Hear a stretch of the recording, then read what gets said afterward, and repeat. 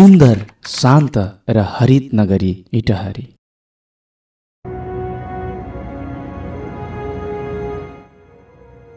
इटहरीको समृद्धिका सपनाहरू। विकास भनेको रूपान्तरण हो, चाहे त्यो जुनसुकै क्षेत्रभित्र नै किन नहोस्। रूपान्तरण भन्नाले कुनै विषयवस्तुको रहिआएको अवस्थाबाट सकारात्मक मार्गतर्फ परिवर्तन भएको अवस्था भन्ने बुझिन्छ। जहाँ जे कुराहरूको अभाव छ ती प्राप्त हुनु नै विकासको पथमा लम्कनु हो भन्न सकिन्छ।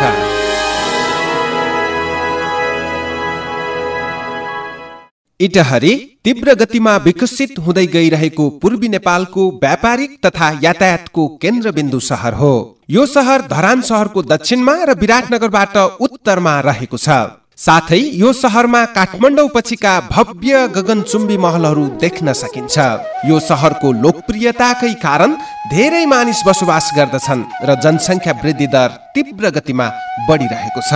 इटहरी उपमहानगरपालिकाका रूपमा 2071 साल मङ्सिर 16 गते नगरपालिकाबाट उपमहानगरपालिकाका लागि चाहिने आवश्यक प्रक्रिया पूरा भएपछि उपमहानगरपालिका घोषणा भएको हो। इटहरीलाई उपमहानगरपालिका घोषित गर्दा यसमा एकम्बा, खनार, पकली तथा हाँसपोसा गाविसलाई समावेश गरेर यसलाई उपमहानगरपालिका घोषणा गरिएको हो। कुल 93.78 वर्ग किमीमा फैलिएको इटहरीमा क्षमता भएका सिनेमा हलहरू, सपिङ महलहरू, पार्कहरू, व्यवस्थित तारे होटलहरू, क्षेत्रीय रङ्गशाला, स्थानीय सञ्चार माध्यमहरू आदि सबै सुविधा तथा मापदण्डहरू छन् जुन एउटा सहरका लागि अपरिहार्य हुन्छ। भौगोलिक रूपमा इटहरीलाई हेर्दा यो सहर समथर भूभागमा अवस्थित छ। यहाँ विभिन्न जात जाति तथा धर्म संस्कृतिका मानिसहरूको बसोबास रहेको छ। यस सहरमा हालसम्म कुनै किसिमको जातीय द्वन्द्व भएको छैन, जसकारण नगरको आदर्श शब्द शान्ति बनेको छ। ब्रह्मलीन गुरुजी श्री 108 मङ्गलदासले स्थापना गरेको श्री कृष्ण प्रणामी मन्दिर केवल प्रणामीको मात्र नभएर सम्पूर्णको भएको कारण यसलाई नेपालकै नमुना मन्दिरको रूपमा विकास गर्ने योजना सहित करिब 10 करोडको लगानीमा कलात्मक ढङ्गबाट सजिसजाउ गरिएको मन्दिरको निर्माण पश्चात इटहरीको धार्मिक पर्यटनमा विकास हुने अपेक्षा गरिएको छ। सुनसरी र मोरङ जिल्लाको किनारामा रहेको बुढीगङ्गा मुक्तिघाटसँगै श्री कृष्ण प्रणामी मन्दिरको निर्माणले विभिन्न आन्तरिक तथा बाह्य धार्मिक पर्यटनको आगमनमा वृद्धि हुने देखिन्छ। नेपालकै नमुना घाटको रूपमा इटहरी बुढीगङ्गा मुक्तिघाटलाई लिन सकिन्छ।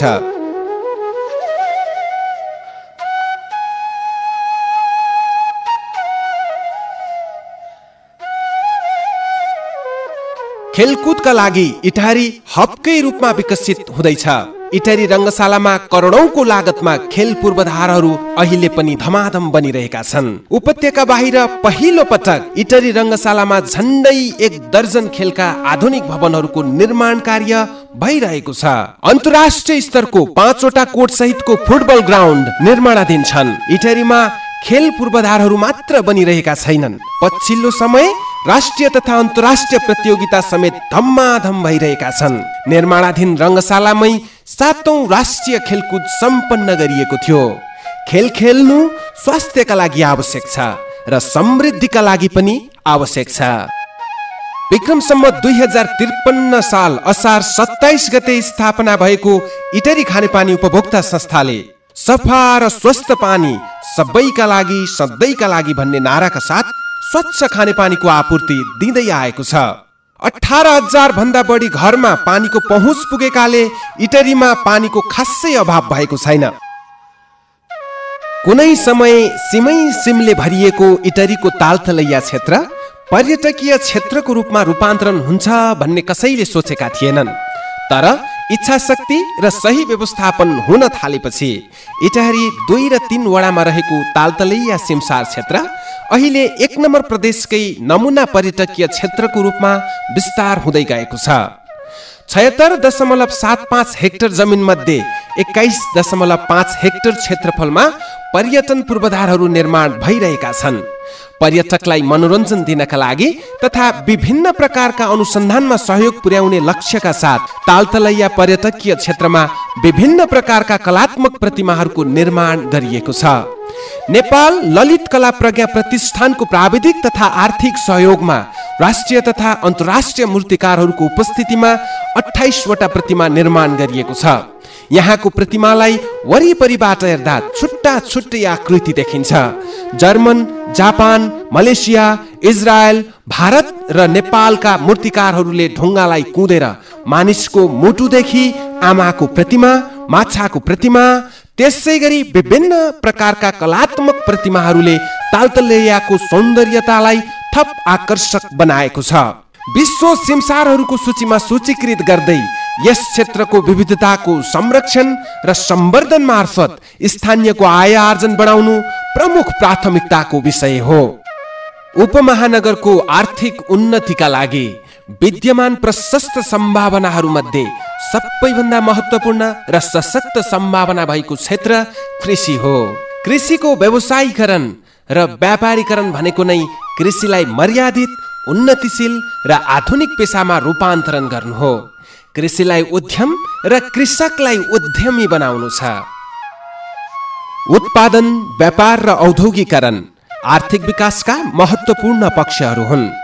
निश्चित रूपमा रोजगारीका अवसरहरूको सिर्जना र गरिबी निवारणमा उद्योगको भूमिका निकै महत्त्वपूर्ण हुन्छ। औद्योगिक विकासको माध्यमबाट सबल, गतिशील, प्रतिस्पर्धी एवं उत्पादनमुखी अर्थतन्त्र निर्माण उपमहानगरको प्रमुख प्राथमिकताको विषय हो। विकासको मूल प्रवाहमा रहेको उपमहानगरका लागि ग्रामीण विकास अति महत्त्वपूर्ण सवालका रूपमा रहेको छ।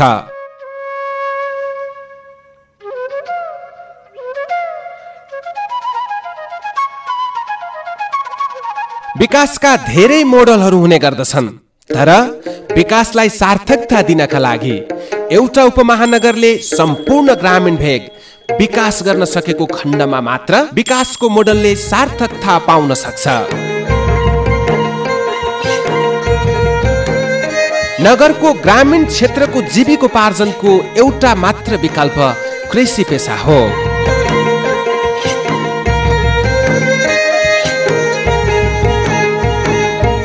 ग्रामीण विकासका क्रममा निम्न 4 प्रश्नहरूको उत्तर खोज्न जरुरी छ। 1.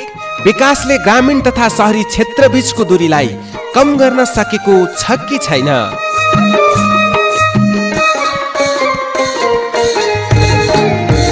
2. ग्रामीण क्षेत्रमा रोजगारीको अवसर बढेको छ कि छैन?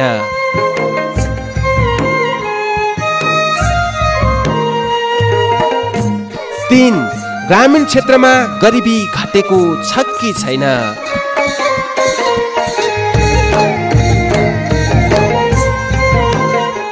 र 4.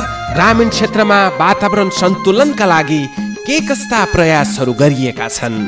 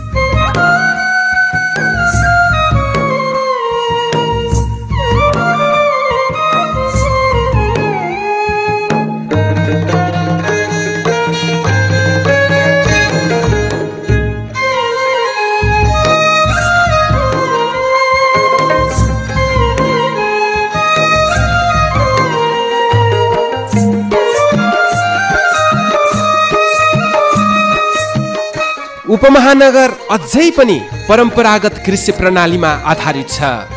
प्रकृति र संस्कृति ग्रामीण क्षेत्रमा नै रहेको हुन्छ।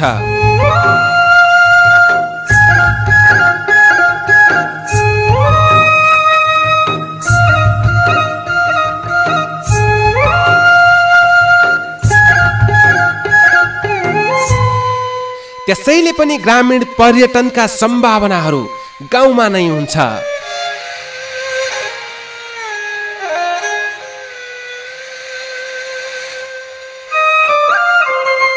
उपमहानगरको प्राकृतिक सुन्दरता, भौगोलिक विविधता, सांस्कृतिक विशिष्टता एवं अतिथि सत्कार गर्ने मधुरतम व्यवहारले ग्रामीण पर्यटन क्षेत्रमा विस्तार गर्न सकिने धेरै सम्भावनाहरू रहेको छ।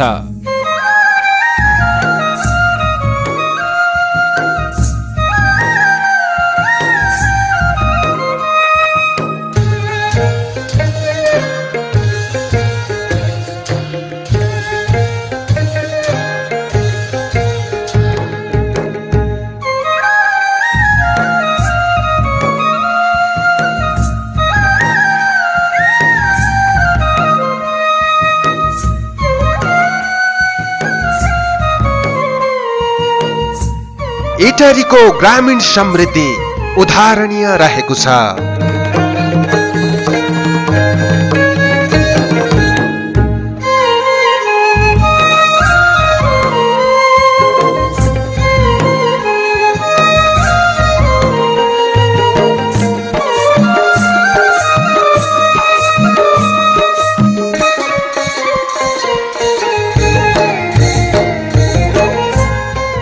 इटहरी उपमहानगरको गौरवको आयोजनाका रूपमा 11वटा रणनैतिक महत्वका बहुवर्षीय सडक आयोजनाले 3 लाख इटहरीवासीलाई जोडेको छ।